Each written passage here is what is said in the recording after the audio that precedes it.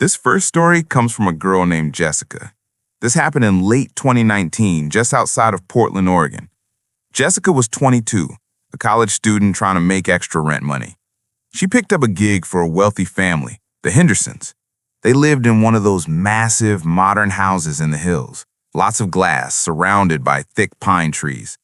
It was a standard Friday night. The Hendersons had a 4-year-old boy named Toby. He was an easy kid. Put him to bed at 8 p.m. and he was out like a light. The parents left for a gala downtown. Jessica was alone. Now, this house was a smart house.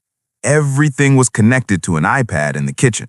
The lights, the locks, the thermostat, and most importantly, the baby monitors. Around 9:30 p.m., a storm started rolling in. Classic Pacific Northwest rain. It was hammering against those floor-to-ceiling windows. Jessica was in the living room, scrolling through her phone with the iPad propped up next to her so she could see Toby's room. The feed was clear, black and white night vision. She could see Toby sleeping in his bed, the gentle rise and fall of his chest. She went to the kitchen to grab a glass of water. When she came back, she glanced at the iPad. Toby was sitting up in bed. He was staring directly at the camera. Jessica smiled. She thought, okay, he's awake. I'll go settle him down. She walked up the grand staircase. The carpet muffled her steps. The house was dead silent, except for the rain. She got to Toby's door. It was cracked open just an inch. She pushed it open. "Toby?" she whispered. She looked at the bed. Toby was fast asleep, flat on his back, snoring softly. Jessica froze. A cold shiver ran down her spine. She thought, that's weird. I just saw him sitting up. She figured she must have hallucinated it, or maybe he laid back down really fast. She backed out of the room, gently closed the door, and went back downstairs. She sat on the couch and looked at the iPad. On the screen, Toby was sitting up, staring at the camera. Jessica felt her stomach drop. She looked closely at the screen. In the video feed, Toby's mouth was moving. He was whispering something. Jessica grabbed the iPad. She turned the volume up all the way. Through the static, she heard a voice, but it wasn't Toby's voice. It was deep, raspy. The voice on the monitor said, "She's coming back up." Jessica dropped the iPad on the couch. Her hands were shaking. She ran to the bottom of the stairs and listened. Silence. Just the rain. She looked at the iPad again. The screen flickered. The timestamp in the corner caught her eye. The time on the iPad said 9:15 p.m. Jessica looked at her phone. Her phone said 9:45 p.m. The feed wasn't live. Someone had hacked the system and was playing a loop of Toby sleeping and then a loop of Toby talking. But if the camera feed was fake, that meant someone controlled it. And if Toby was asleep when she went up there, suddenly the iPad screen flickered black. Then it came back on. The angle was different. It wasn't the nursery anymore. It was the living room camera. It was a shot of the back of Jessica's head sitting on the couch right now. And standing in the shadows of the kitchen, just 10 feet behind her, was a man in a wet raincoat holding a hunting knife. Jessica didn't scream. She didn't turn around. Her survival instinct kicked in. She realized that if she turned around, she was dead. She pretended not to notice. She picked up her phone, pretending to text. She typed 911 with trembling fingers. Intruder, inside, armed, 4402 Skyline Boulevard, help. She sat there for 7 minutes, 7 minutes of pure, agonizing terror. She could hear the man breathing behind her. She could smell the wet rain on his clothes. She could feel his eyes burning into the back of her neck. He was waiting for her to go check on the baby again. He wanted her upstairs, away from the glass doors. When the police sirens finally cut through the storm, the man bolted. He smashed through the backsliding door and vanished into the woods. The police found that the man had been living in the Hendersons' guest house for 3 days. He had hacked the Wi-Fi. He had hours of footage of the family. But the scariest part? When the police reviewed the real footage from the nursery, they saw that while Jessica was downstairs watching the fake loop, the man had been in Toby's room. He had been standing over the bed, stroking the boy's hair, whispering to him. Jessica never babysat again. This next story comes from a guy named Mike. Yeah, guys babysit too. Mike was 18, a linebacker on his high school football team. He wasn't easily scared. He stood 6'2". He wasn't afraid of the dark. He was hired by the Millers to watch their two kids buzzing around a farmhouse in rural Pennsylvania, miles from the nearest neighbor, cornfields as far as the eye could see. Mr. Miller was a stern man. Before they left, he gave Mike a list of rules. Bedtime is 9 p.m. sharp. Don't let the dog inside. Don't answer the landline phone. Let the machine get it. Do not go into the basement. Mike thought the basement rule was weird, but whatever, easy money. The night went fine. The kids, two young girls, were great. They watched a movie, ate popcorn, and went to bed at 9. Mike was downstairs in the den, watching TV. Around 10 p.m., he heard a thump. It sounded like it came from beneath the floor, from the basement. Mike muted the TV. He listened. Thump, thump. It sounded like someone knocking on wood. He remembered the rule, do not go into the basement. He figured maybe it was the water heater or pipes. Old houses make noise, right? Half an hour later, the landline phone rang. Ring, ring. Mike let it go to voicemail, just like he was told. The machine clicked on. Mr. Miller's voice on the recording. Leave a message. Beep. A woman's voice came through the answering machine, but she was whispering. She sounded frantic. Please, if anyone can hear this, he locked us down here. Please, the babysitter is upstairs. Tell him to help us, please. Mike froze. The blood drained from his face. The voice on the phone, it sounded like Mrs. Miller, but Mrs. Miller had just left with her husband 2 hours ago. Mike stared at the basement door. It was a heavy oak door with a deadbolt on the outside. He walked over to it. He put his ear against the wood. He heard sobbing, soft, muffled sobbing, and then a voice from the other side of the door. Mike, is that you? Please, open the door. It was Mrs. Miller. Mike's mind was racing. If Mrs. Miller was in the basement, then who drove away in the car with Mr. Miller? Mike, please, she begged. He's crazy. He's going to come back. You have to let me out. Mike reached for the deadbolt. His hand was shaking. He started to slide the lock back. Click.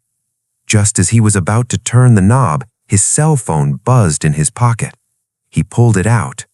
It was a text from Mr. Miller. It was a photo, a selfie.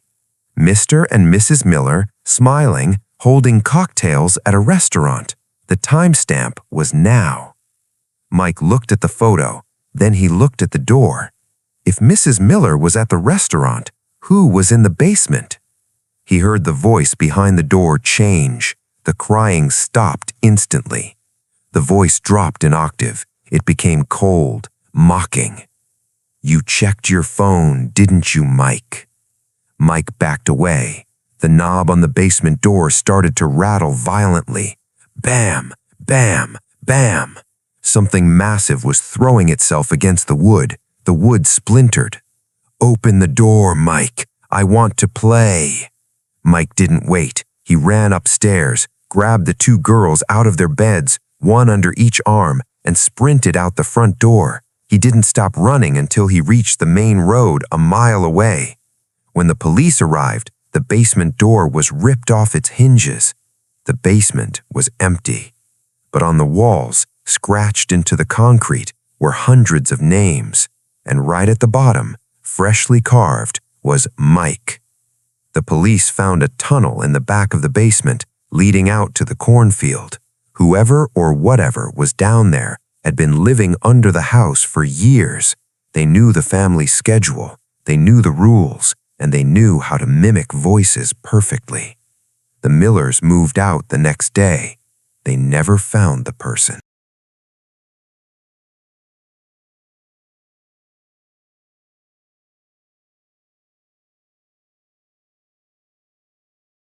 This final story is disturbing. It's psychological. It happened to a girl named Sarah in Chicago. Sarah was babysitting for a single mom, Mrs. Tate, who had a 7-year-old son named Leo. Leo was a quiet kid, too quiet. He spent most of his time drawing in his sketchbook.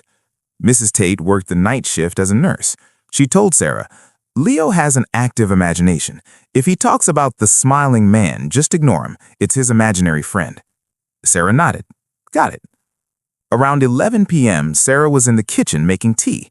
Leo walked in. He was wearing his pajamas, holding his sketchbook. "Sarah?" he asked softly. "Hey, buddy, you should be in bed," Sarah said. "I can't sleep. The smiling man is too loud." Sarah chuckled nervously.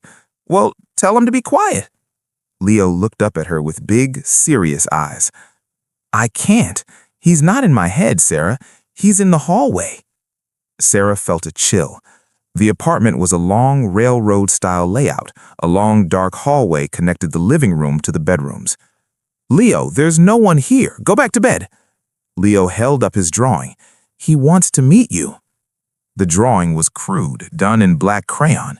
It showed a stick figure of a girl, Sarah, and behind her, a tall, distorted figure with a smile that stretched wider than its face. The figure had too many fingers. Sarah sighed. "Come on, I'll tuck you in." She took Leo's hand and walked him down the hallway. It was dark. The shadows from the streetlights outside cast long shapes on the walls. She put Leo in bed. "Good night, Sarah," Leo whispered. "Don't look at the ceiling." Sarah paused at the door. "What?" "The smiling man. He climbs on the ceiling like a spider." Sarah closed the door quickly.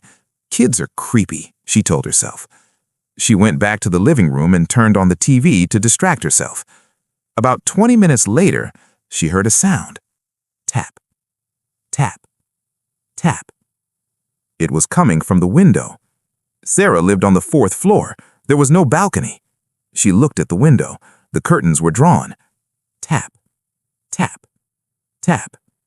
She stood up. Her heart was pounding. She walked toward the curtains. She reached out and pulled them back. Nothing, just the city lights and the reflection of the room. She let out a breath. "You're paranoid, Sarah." She turned around to go back to the couch. And then she froze.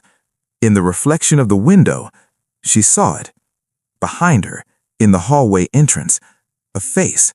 It was upside down, peeking down from the top of the doorframe. It was pale white, and it was smiling, a smile so wide it looked like the skin had been split open.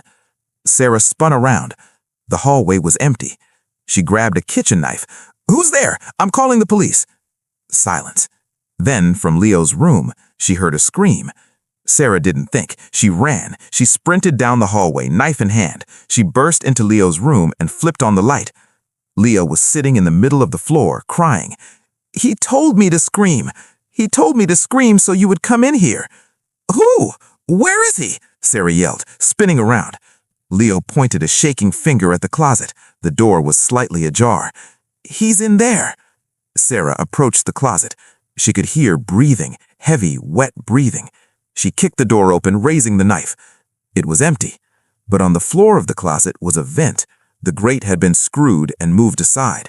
A dark, gaping hole led into the building's ventilation system, and just inside the vent, she saw a pair of shoes, dirty old sneakers, and they were sliding backwards, disappearing into the dark, deeper into the walls. Sarah grabbed Leo and ran out of the apartment. She pounded on the neighbor's door until they answered. When the police searched the vents, they found a nest, blankets, food wrappers, and photos.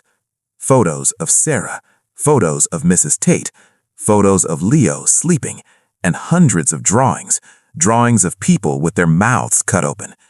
The man had been living in the vents between the apartments for months. He could come down into any room he wanted. He had been watching them. But the most terrifying detail wasn't the man. It was what Leo told the police later. He said, "The smiling man wasn't mean. He just wanted to play. He told me that tonight was special." The police asked, "Why was tonight special, Leo?" Leo looked at Sarah, who was sitting wrapped in a blanket, shivering. Leo said, "Because tonight He said he was finally going to take the babysitter with him,